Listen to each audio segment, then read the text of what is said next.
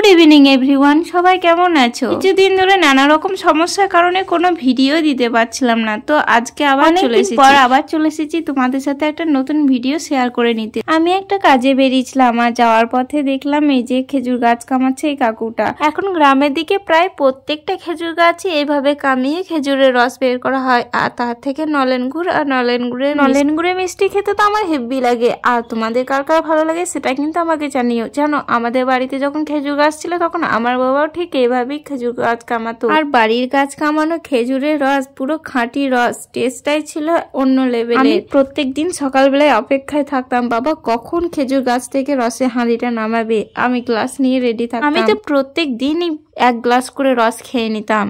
শীতকালে এই জিনিসটা আমার খুবই প্রিয়।